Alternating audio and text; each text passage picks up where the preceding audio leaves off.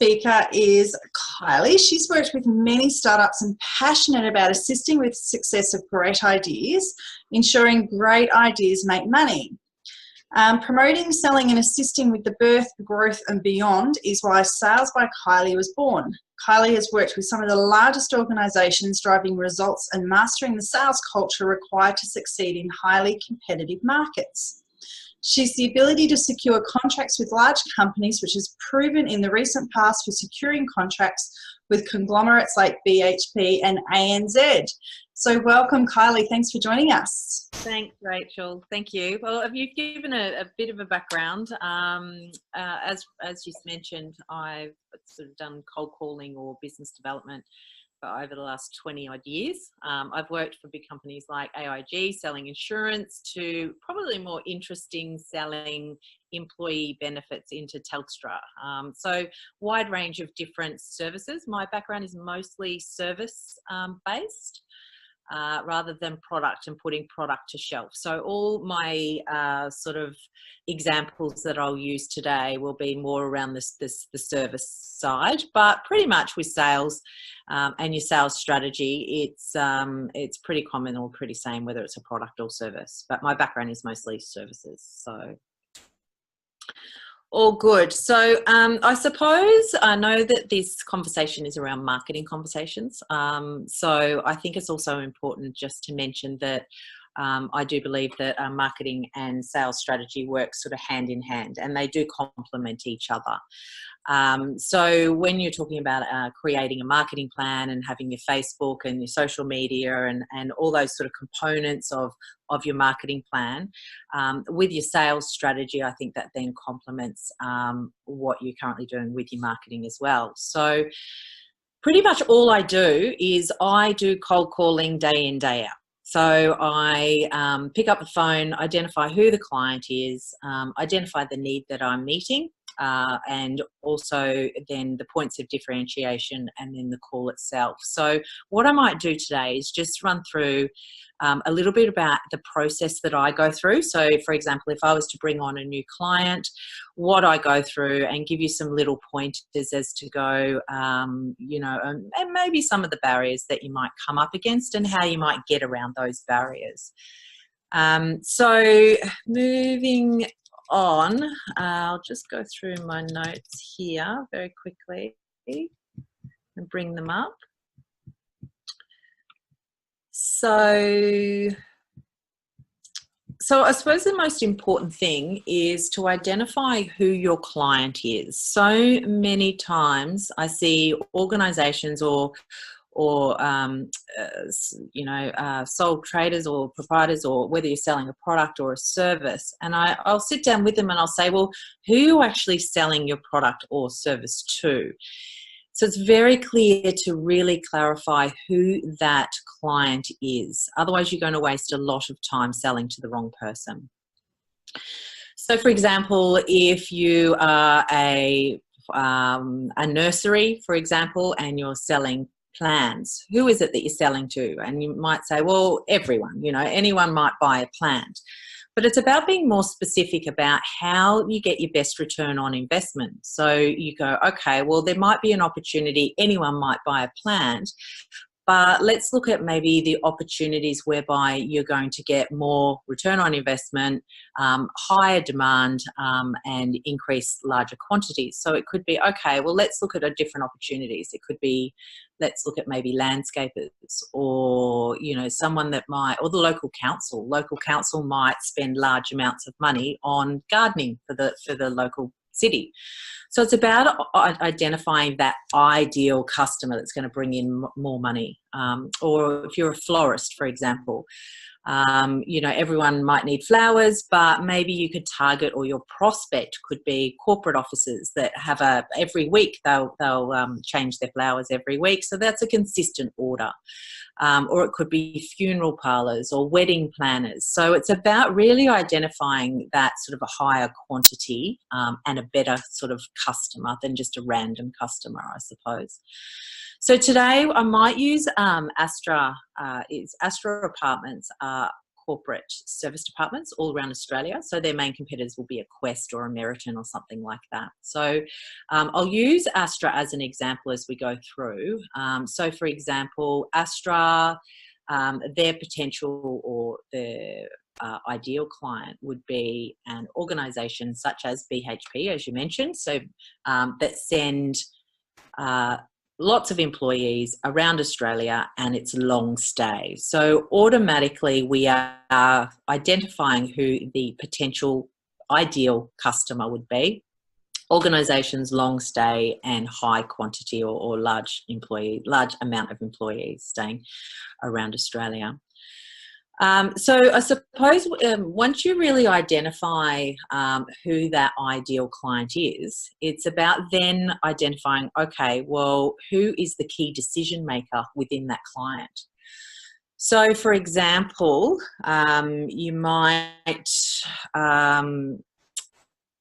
so it might be, okay, well, with Astra, it might be, okay, well, the travel manager or the mobility manager might actually make the booking. But in order to get Astra on that list, I needed to go through procurement managers. So the key decision maker for my sales process was I needed to get on preferred supplier agreements with these big organisations, and the key decision maker that I needed to identify was actually the procurement manager, not the person actually booking the travel.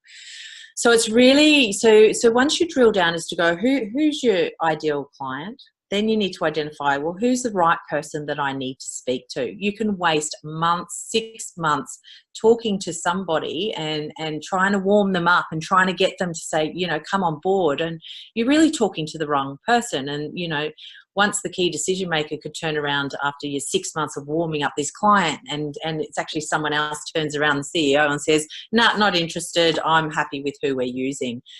So you can waste a lot of time with the sales process, warming up the wrong people, I suppose. So that's quite important. And I suppose you then need to be very clear as to what the need is that you're meeting. So does for example, training. So you've created a training package, but is there actually a need within that organisation for that training that you're delivering? And I suppose if there is a need and you've got the product to meet that need and you're the best person within the marketplace to provide that solution to that need, the sales is really easy. The sales process is quite easy. So I think you need to then identify, okay, so let's say I've identified who my key client or my ideal client is. I've identified the person within the organisation who I need to contact. I've identified that they've got a need. And not all the time does that need exist. Maybe you need to create that need. So maybe I don't know that I actually need this training package. So the sales process is, first of all, okay, it's a little bit harder, but you need to first create that need and then create the solution for that need.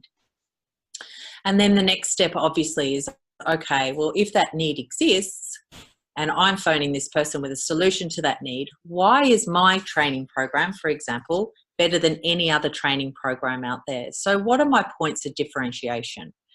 So it could be, you know, my background, my experience. It could be that I've won awards. So what you really need to do is really identify and drill down as to what your key points of differentiation in the market is. And you know what? Same with Astra. Astra is a small player in the industry, but what they do well, they do really well.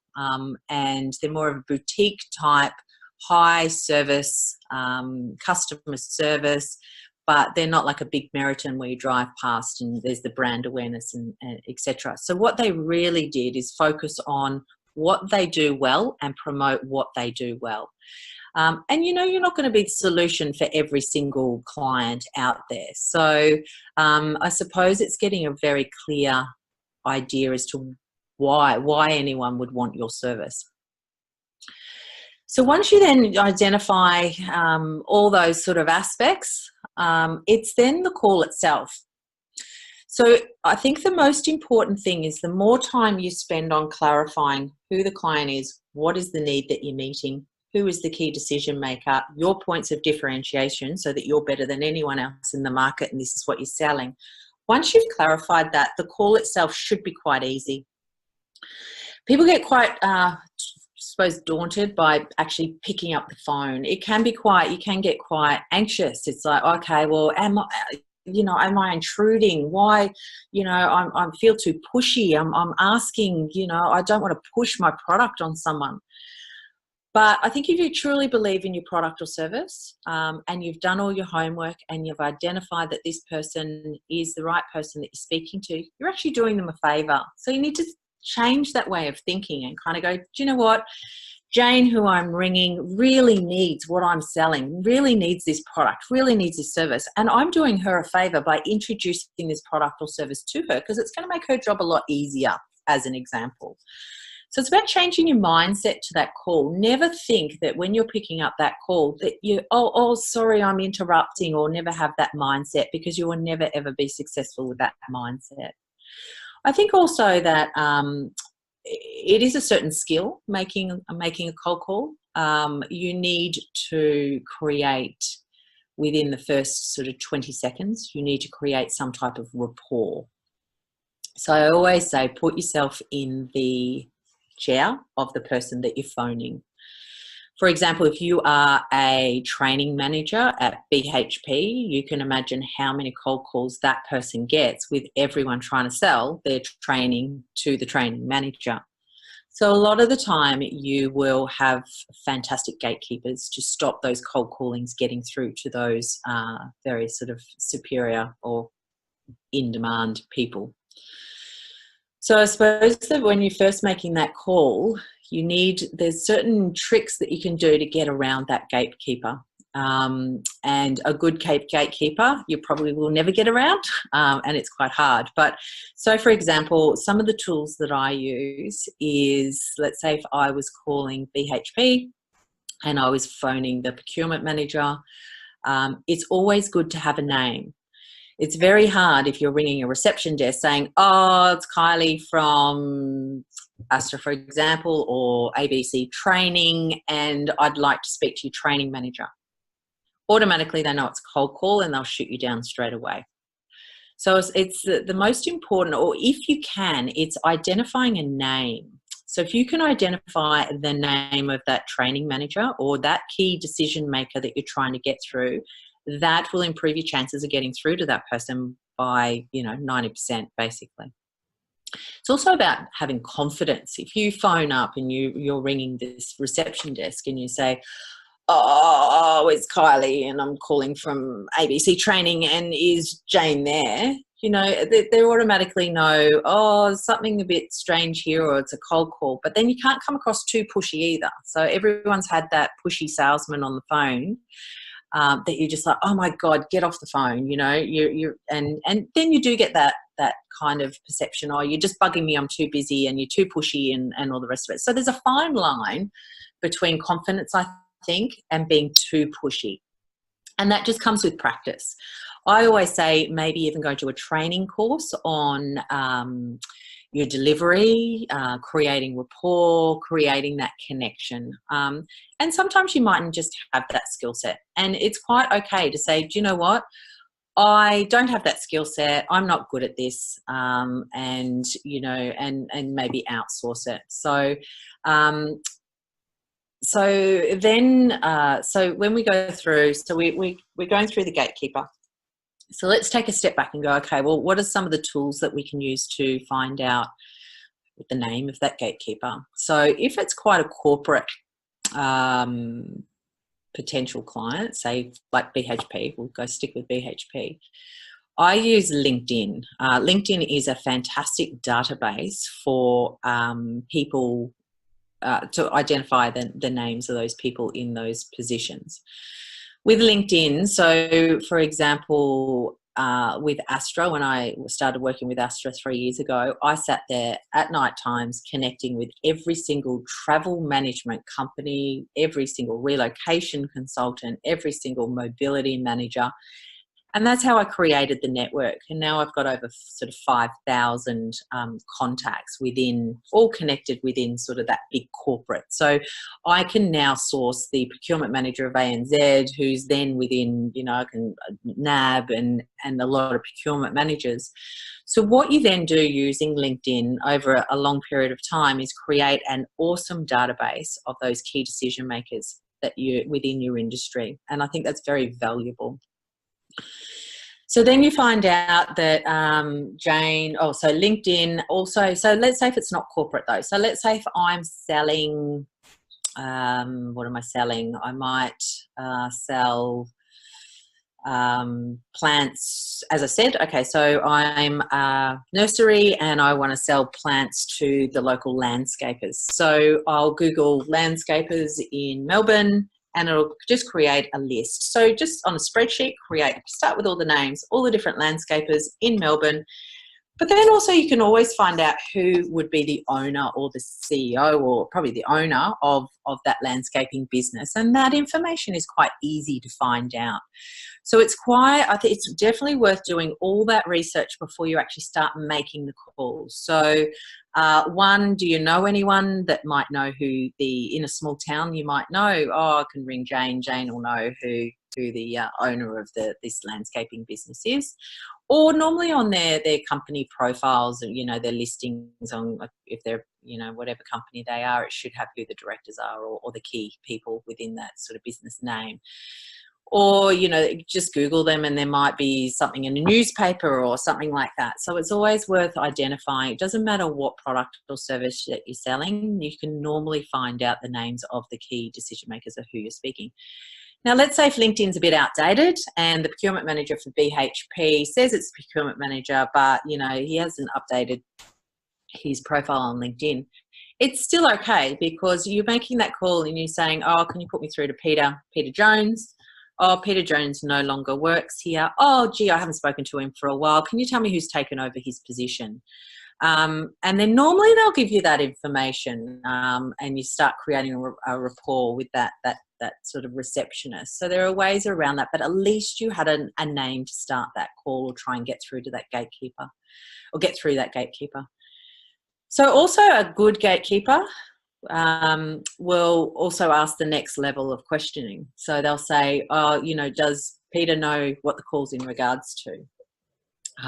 And a lot of the times this will stop me. And it could be, for example, for Astra, oh, I'm calling from Astra. We provide service departments around Australia. I would just like to speak to him to introduce the Astra product to him.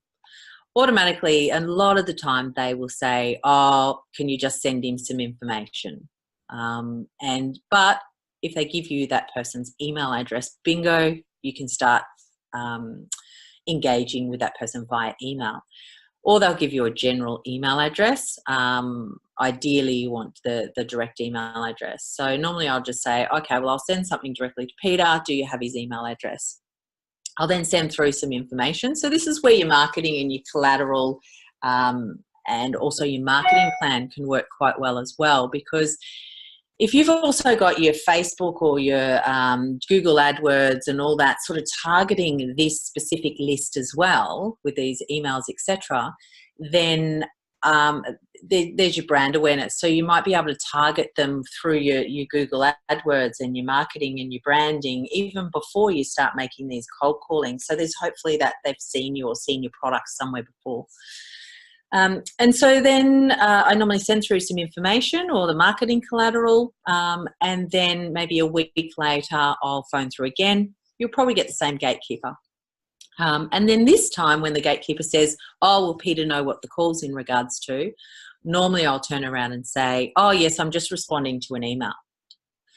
So the gatekeeper will get a little bit confused at this point because they'll go, oh, has Peter sent her an email? It's kind of a bit, it's not, it's a bit sneaky, but it's sort of, a majority of the time you'll get through because they don't know whether this person has emailed me. So, and at that point you do get through. If you get a voicemail, I never leave a voicemail message ever unless they're a good account, because then you've wasted that opportunity, or that one opportunity you've got to speak to that person. You don't want to keep ringing, leaving voicemail messages, because you ruin that opportunity. So I never leave voicemail messages. I just keep trying again and again and again, different times of the day, just to make sure that I then hopefully get the chance to speak to that person. Now, with the cold call itself, as I said, you've probably got 20 seconds to sort of connect with that person. So again, you need to be very clear as to what your elevator pitch is. What, you know, and what is it that you're trying to, you've got to gain that rapport and that connection. So I'm very clear in the first 2 sentences. I'm very clear as to who I am, what I'm phoning about, and what need that I'm meeting straight away. So let's use Astra as an example. I'm calling Kylie from Astra. We provide service departments all around Australia to corporates. We specialise in long stay, and would really like to assist you with your accommodation requirements. So straight away, I'm quite friendly. I'm not forceful. I'm quite pleasant. I've clearly explained what I'm phoning for. And then normally because they don't have a lot of time, you know, to waste on cold calls and to find out what the call's about. So the majority of the time people appreciate just being honest. And then they'll be quite open. Oh, you know, if you get shot down straight away, no, I'm not interested. And then normally I'll probe. I'll go, oh, you know, does BHP have much long stay? Just ask some open-ended questions to try and start a conversation going as to what their need is. And then once they get, and then you start engaging and you go, oh, you know, and I'm normally quite open and just say, okay, I normally ask for the business. So I'll say, we have this conversation and we'll say, oh, but we already have current providers. We're quite happy with our current providers. And thank you very much.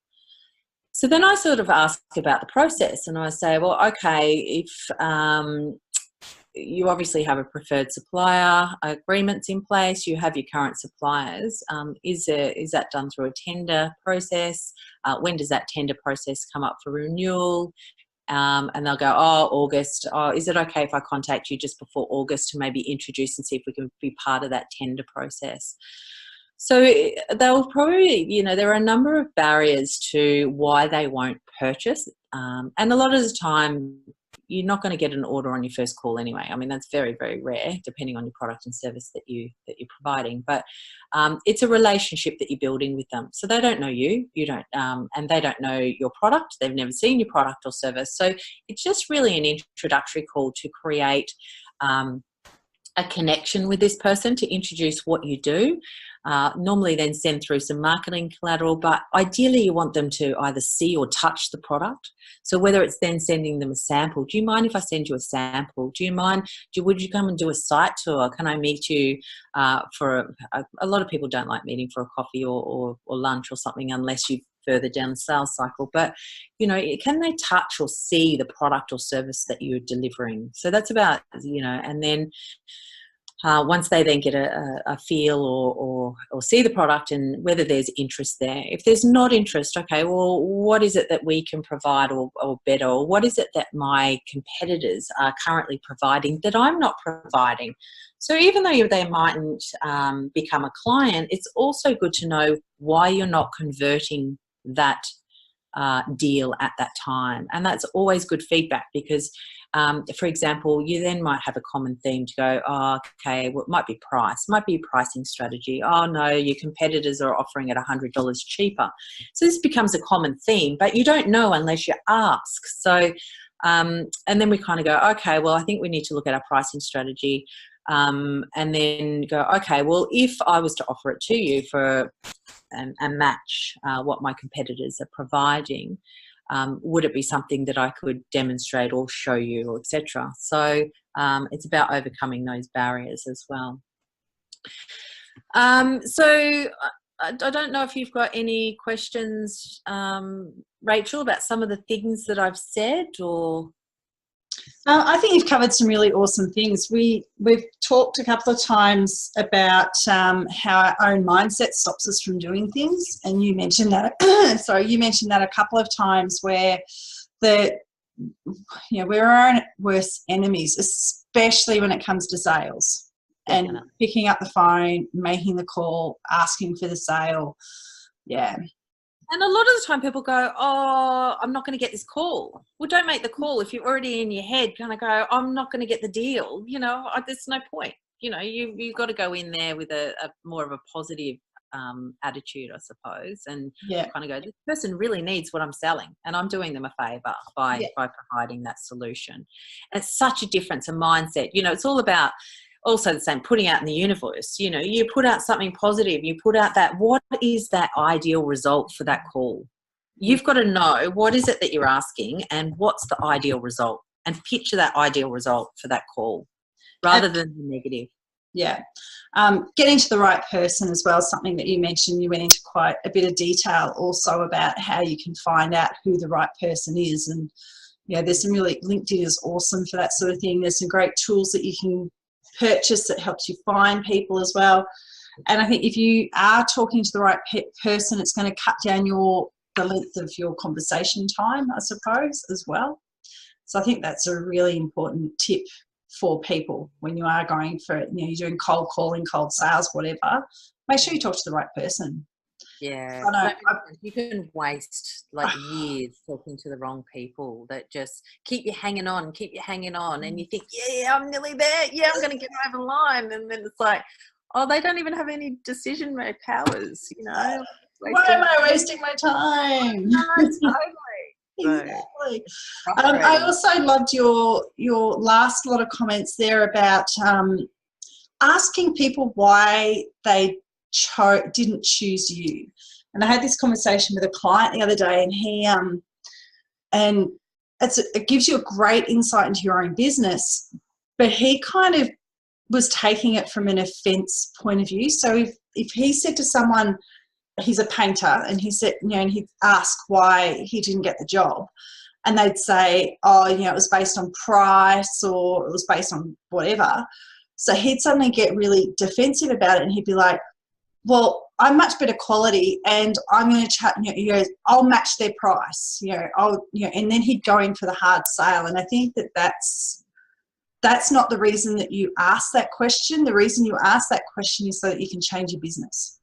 Exactly. Yeah. And you need to keep your finger on the pulse. You need to know, whether you are competitive, whether, he might think that he offers a better quality service, but unless he starts listening to what his customers are telling him, he doesn't know. So, yeah. And I think also every setback is an opportunity to improve. Mm-hmm.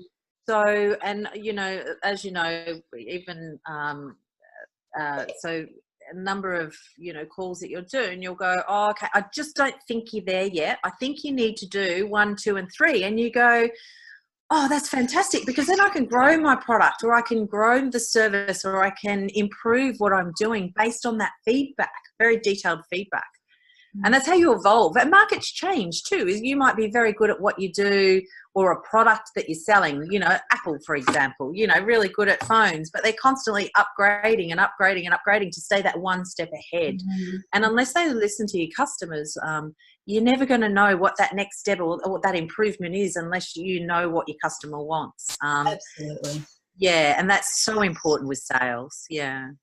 And the salespeople that you have, or if it's yourself, they're the ones who are actually touching base with the consumer as well. And if you don't make those changes, you end up being a Kodak, or you end up being a Blockbuster, where you've ignored changes that are happening and how consumers take photos or how they watch movies, and your business goes out of business, basically. Yeah, exactly. So it's then, also every opportunity to talk to a customer, so even ongoing. So, you might get a customer, but then you need to keep in touch with, their needs might change. So you might need to evolve what you're doing in order to support them. But unless you are in continual contact with that client, and every opportunity for a chat is an opportunity to strengthen a relationship. Mm-hmm. So I always say, don't think of it as, I've got to go and ring, Jane this week, and she's going to moan and cry and do whatever. And, go, do you know what, let's go out for a coffee or do whatever, and treat it to strengthen the relationship, or kind of go, Jane, I know you've had a hard week this week. What can I do to help you out? You know, turn it around so that you're strengthening, and they need you more and more and more in their business. Yeah, and I think that's the most important thing with sales, or account management more so, is maintaining the account. And, you know, even if you know what, their child broke their leg, send them some flowers. You know, it's just that little bit of, think outside the box, and how can you strengthen that relationship? Yeah.